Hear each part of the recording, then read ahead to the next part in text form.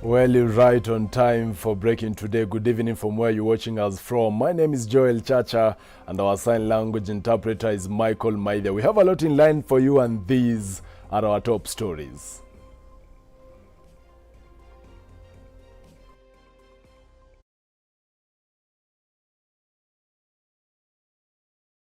County assemblies commit to approve BBI legislation after meeting with President Uhuru Kenyatta in Sagana. Embu Governor Martin Wambora elected as the new Council of Governors chair, replacing Kakamega Governor Wycliffe Oparanya. 35 firearms recovered and 7 people arrested in Kapedo by security officers.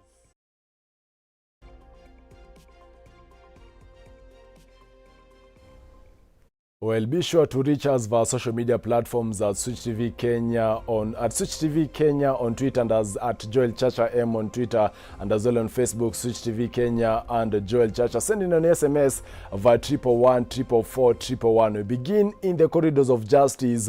A High Court in Meru has issued orders restraining Deputy Chief Justice Meru Mwilu from holding her office as Deputy Chief Justice of the Republic of Kenya, ending the hearing set for 12th February 2020 after a case filed by Nairobi lawyer. Justice Patrick Jeremy Otieno also restrained Justice Mwilu from sitting in the Judicial Service Commission, that is JSC, and being a member of the Ombudsman of the Judiciary until the case filed by lawyer Isaiah Mbiti Mongela is concluded. The decision to bar Mwilu from sitting in the JSC stops her from participating in the process of selecting the Chief Justice to succeed David Maraga, which is expected to begin after applications closed on February 10th.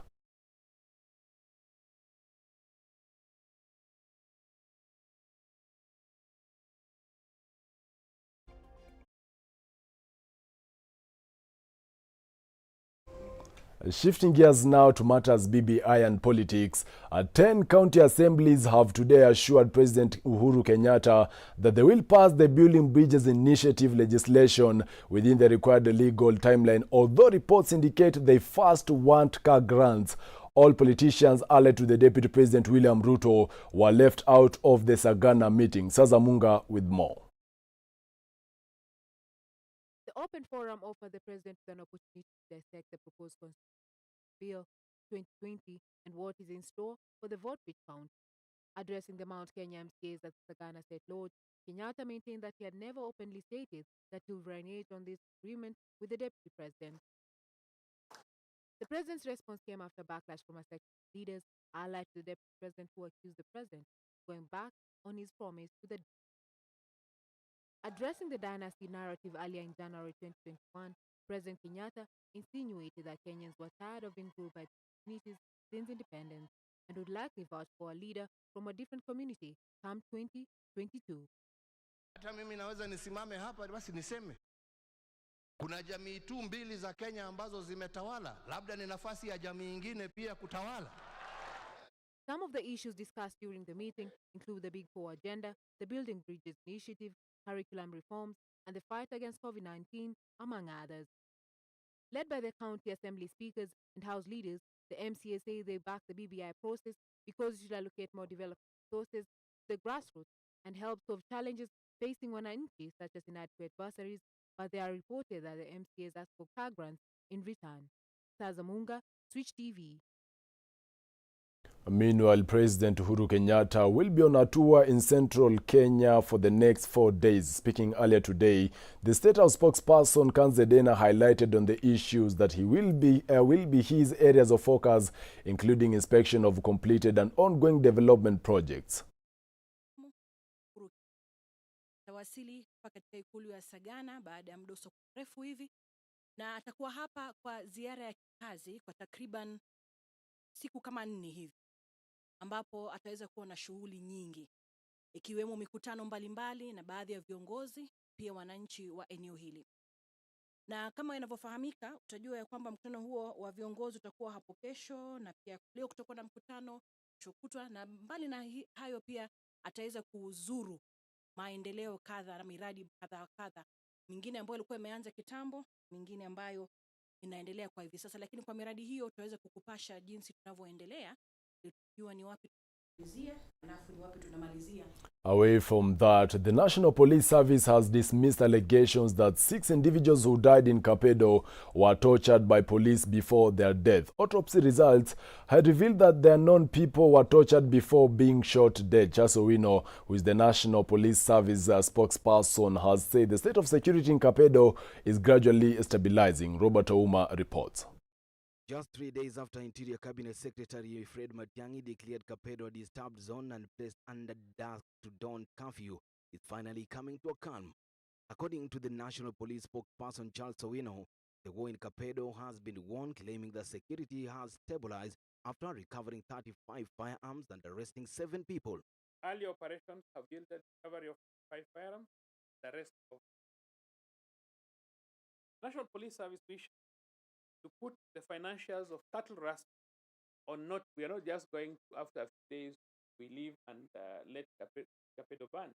So far we are still there, and our objective is just to recover the illicit arms and ensure the security for the people. Owino has also dismissed allegations that the police should be held responsible for the death of 6 people who were shot dead, further warning that whoever may have any evidence in accusation should present it in a court of law.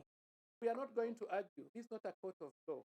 Yes, because if listen to me, I'm a very experienced policeman, and I can tell you, no, this is our country. We must be responsible. We cannot be advocates of criminals. If by chance somebody has a feeling that a person has been killed in a situation that somebody could have been responsible for his death, then we go to court. Or we open an inquiry into the cause of death, and it is followed. And that's what we have done. Tiati Member of Parliament William Kamket is expected tomorrow at the Principal Directorate of Criminal Investigation Headquarters for questioning in connection with the Kapedo conflict that left a senior police officer dead. According to the National Police spokesperson Charles Owino, more strict measures have been put in place to completely flatten the clash's curve. I want to assure you that even when the network is low, we have security communication channels that not adhere to communication channels, which would enable us as security agencies to communicate. Even with the high levels of insecurities at Kapedo, the Kenya Police Service still insists that their boots will remain on ground until the mission is complete. Robert Ouma, Switch TV News.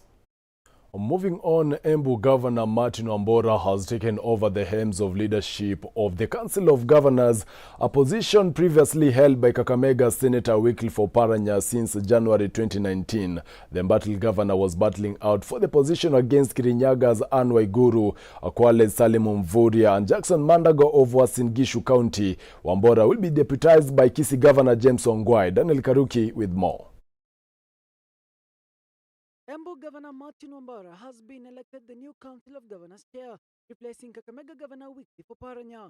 Wambora had been chairing the COG Committee on Trade before his election as the 5th COG chairman. Despite Wambora's success today, he became the first governor to be impeached in 2014 after the Embu County Assembly accused him of allegedly embezzling 32.3 million. He was impeached by the County Assembly 4 times in 2014, challenging the decision each time in court, and the ruling going in his favor. Wambora was battling it out against Kirinyaga's Anne Waiguru, Kwale's Salim Mvurya, and Jackson Mandago of Uasin Gishu County. Among the roles of the COG chairmanship include serving as a link between the county governments and the national executive. The chairperson also serves as the voice of the county governments on national matters. Wambora is the 5th governor to head the council, after former Bomet Governor Isaac Ruto chaired from 2013 to 2015, followed by former Meru Governor Peter Munya, who chaired from 2015 to 2017. Then Turkana's Josephat Nanok, who served from May 2017 to January 2019. Then Oparanya, who chaired from 2019 to 2021. Daniel Karuki for Switch TV, Nairobi. Well, be sure to keep the conversation going on our social media platforms at Switch TV Kenya, at Joel Chacha M on Twitter, and as well on Facebook, Switch TV Kenya and Joel Chacha. Keep sending in your feedback via 111 444 111. Now, ODM Premier Raila Odinga has recently been making remarks seeking support from the Mount Kenya region, with his recent tour to Githurai being termed as a breaking ground for his campaign in the region. But how successful will his bid in his cause to lure the central region? Our reporter Majibu Kisao spent time earlier in the day with a baraza of Kenyans who expressed their opinions on the matter. Dakta, karibu katika bunge la mwananchi katika bustani ya Jivanji, mada kuu leo ikiwa ni siasa za Mlima Kenya. Je, ipo nafasi ya kinara wa ODM Raila Odinga kuweza kupata uungwaji mkono katika eneo la Mlima Kenya? Na kama unavyoona nipo hapa katika eneo la Jivanji katika bunge la mwananchi, na kama unavyoona wapo wananchi tayari kuchangia katika mada hii na katika swala hilo na mengine kadhaa kuhusiana na siasa za Mlima Kenya. Tutakuwa tunajadili hapa katika bunge la mwananchi, na moja kwa moja niweze kupata maoni ya mmoja wa wananchi waweze kuchangia katika mada hii. Kwa majina naitwa Kahora James, ni mkaaji wa Nairobi kutoka maeneo ya Mlima Kenya. Mimi ningesema kuungwa mkono kwa kinara wa upinzani Mheshimiwa Bwana Raila Odinga pale inakuwa na utata sana, manake kulingana na vile tumeona ndizo vipindi zote za siasa vile zimeambatana, imekuwa kidogo hajapokelewa pale kwa mpigo mkubwa. Na zipo sababu, manake ile kitu cha kwanza wameintroduce pale inaitwa BBI, imekuwa na upinzani wa hali ya juu, na hiyo ndo chanzo kubwa ya kufanya yeye kuwa hana hiyo mpenyo. Nikiongea haswa katika nafasi ya mtu kutoka Mlima Kenya, sisi tulishafanya maamuzi yetu, na kuna kanuni moja iko na watu wa Mount Kenya. Wakati wameenda wakapeana ahadi na wakaeka katika vichwa vyao na akili zao, tumefuata mwelekeo wetu ni huu, hawawezi banduka. Wewe unajaribu kusema kwamba Hustler Nation iko na ufuasi mkubwa zaidi katika eneo la Mlima Kenya kushinda upande mwingine wa ODM? Tu pale imepokelewa kwa mpigo mkubwa, kuanzia watoto, watu wakubwa, hata wanyama wa polini wametambua ni Hustler Nation. Unaunga mkono Hustler Nation kabisa. Na pengine maoni ya mwingine kuhusiana na swala hilo, vipi unachukulia swala, maoni yako ni yapi kuhusiana na swala hili zima la kinara wa ODM Raila Odinga kupata uungwaji mkono katika eneo la Mlima Kenya? Naam, pengine uanze na jina lako, unaitwa nani na maoni yako ni yapi? Okay, mimi naitwa Danson. Kulingana na hiyo hoja ya Mheshimiwa Raila Odinga kuungwa mkono katika Mount Kenya, mimi huona kama ni ngumu, kwa sababu Mheshimiwa Raila Odinga ajenda zake vile anavyosiweka kwa watu wa Mlima Kenya si mzuri. Kwa sababu hivi majuzi vile tuliona Mheshimiwa Raila Odinga akisema, akiambia watu wa Mount Kenya wako na deni yake, ambapo sisi tunajua kwamba wananchi wa Kenya wako na uhuru ya kuchagua kiongozi yule ambaye wanastahili, ambaye wanapenda kwa roho zao, si kwamba ni mambo ya deni. So Mheshimiwa Raila anapowaambia kwamba ni deni wanafaa kumlipa, sasa hapo wananchi wa Mlima Kenya wanaona kwamba hiyo ni shida. So kwangu, kwa maoni yangu, mimi naona kwamba Mheshimiwa Raila Odinga anapouza ajenda zake kwa watu wa Mlima Kenya sio njia mzuri, na ndio maana hawa watu hawezi muunga mkono. Asante sana kwa maoni yako. Ni maoni yake, na pengine moja kwa moja tuweze kupata maoni ya mwingine kuhusiana na swala hilo zima la kinara wa ODM Raila Odinga kuweza kupata uungwaji mkono katika eneo la Mlima Kenya. Anza na jina lako, unaitwa nani na maoni yako ni yapi? Kwa majina naitwa Matthew Mbia, mkaaji wa Nairobi. Vile naona vile siasa inaendelea kwa mpinzani ule alikuwa Prime Minister Raila Odinga, kama kuuza Central ni kama kuuza nguruwe Saudi Arabia.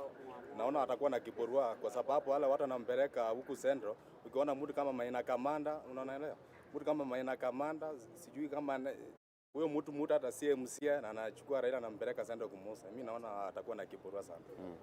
Asante sana, ni maoni yake hayo, na moja kwa moja pia tuweze kuvuka upande huu mwingine. Ndugu yangu, unaitwa nani na maoni yako ni yapi kuhusiana na hili la swala hili zima la kinara ODM Raila Odinga kuweza kupata uungwaji mkono katika eneo la Mlima Kenya? Watu wa Mlima Kenya wanajua kule wanakoenda.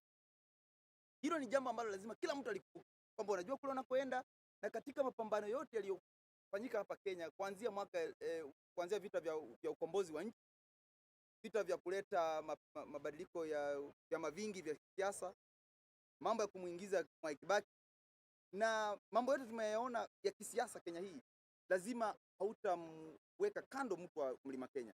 Lazima Mlima Kenya, jinsi tu ulivyo mlima mrefu, hivyo ndivyo umuhimu wao ulivyo katika siasa ya nchi.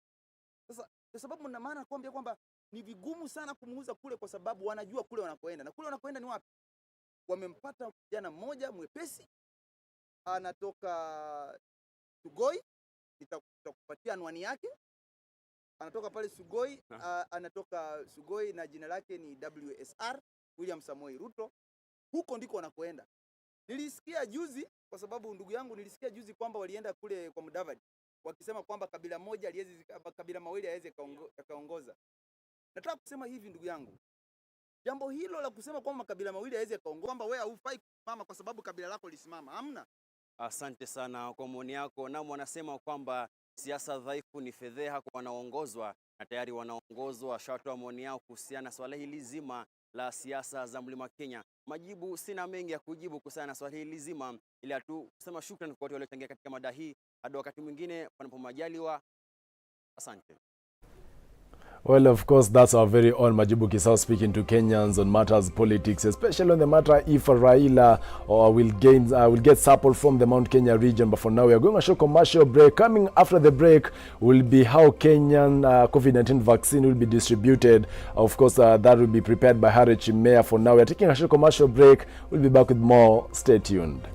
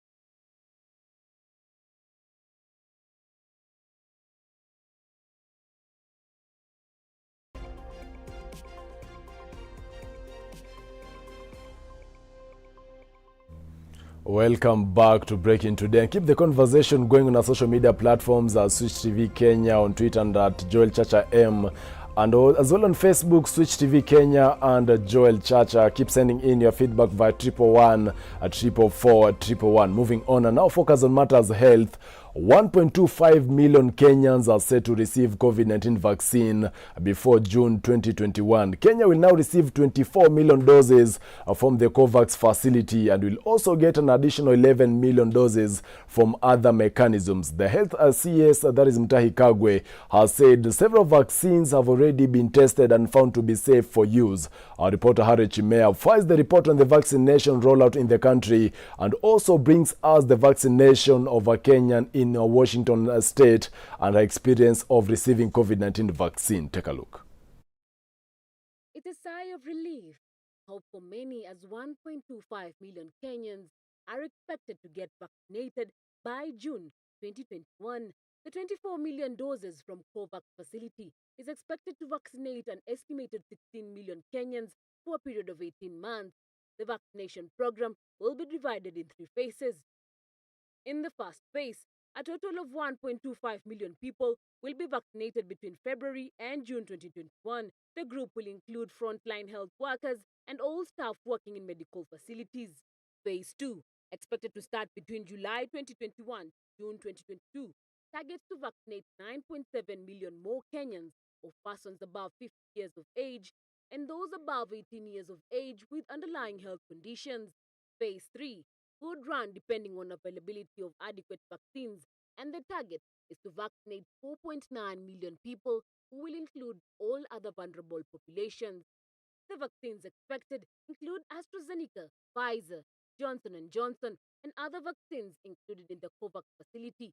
The Ministry of Health has established a task force to ensure an expedited deployment of COVID-19 vaccines.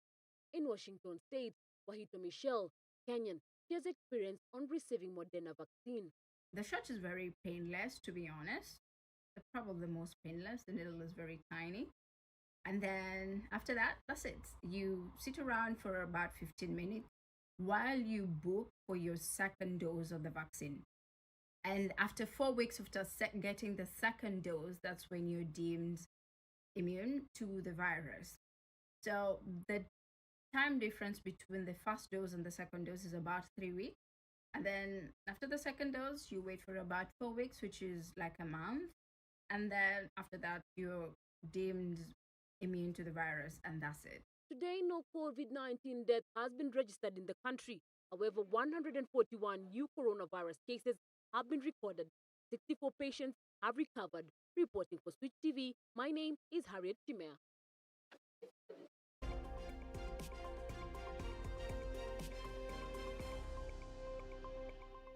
And now in the world of business, construction of 24 billion shillings Karimenyu 2 Dam in Gatundu North is on course and will be completed by May 2022, breathing a sigh of relief to water users in Ruiru, Juja, Gatundu and parts of Nairobi that are hardly hit by water scarcity. While inspecting progress of the project, principal secretaries from the National Development Implementation Technical Committee, in conjunction with the President's Delivery Unit and Kiambu County government officials, lauded the pace in which the project was being implemented, led by PS Public Works Dr.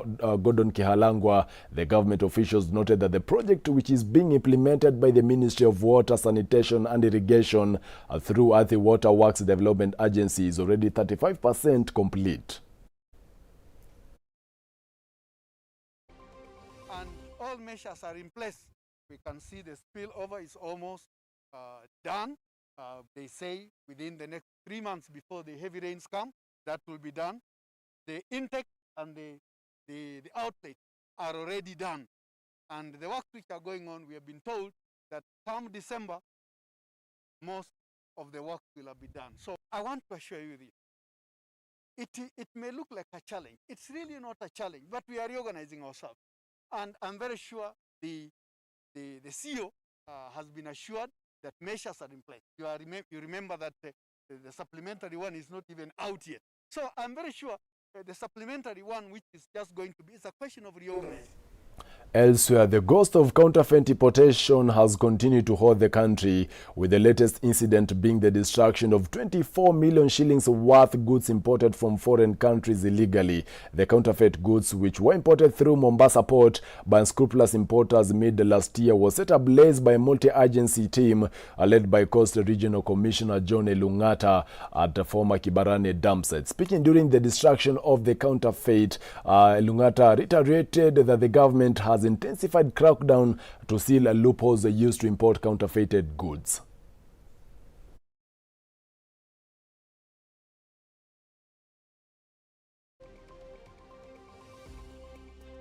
Kama multi-agency team ambayo inahusisha after wengi wa serikali ikiwemo KEBS, National Police Service, NIS kama unajua, KRA, Kenya Anti-Counterfeit, watu wa ngao, yani sisi sote tumekuja ili tuweze kuharibu mali hii, kwa sababu ikiachiliwa ingie katika economy yetu, najua inaweza kuwa na hatari kubwa kwa afya na pia kwa uchumi yenyewe. Tunataka Wakenya waweze kupata bidhaa ambazo muhimu, bidhaa ambazo ni safi, bidhaa ambayo ita vipimo vyote ambavyo serikali.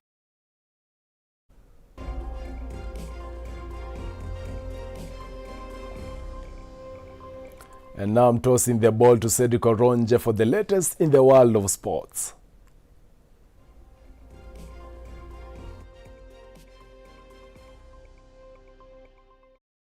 Many thanks for staying with us. My name is Cedric Oronje, and now let's get sports. Kenya Premier League defending champions Gor Mahia have gone samba once again after securing Brazilian forward Wilson Silva Fonseca from Brazilian club Fortaleza FC. Wilson Fonseca was unveiled at the club today morning before training at the club's Camp Toyo base. He will complement the club's striking force and battle for a starting role with the likes of Jules Ulimwengu and Tito Okello. Kogalo diehard fans have high hopes that Wilson will boost their squad and help turn things around after a slow start in the Kenya Premier League. Currently, Kogalo sits 7th on the standings with 12 points, 9 behind league leaders KCB.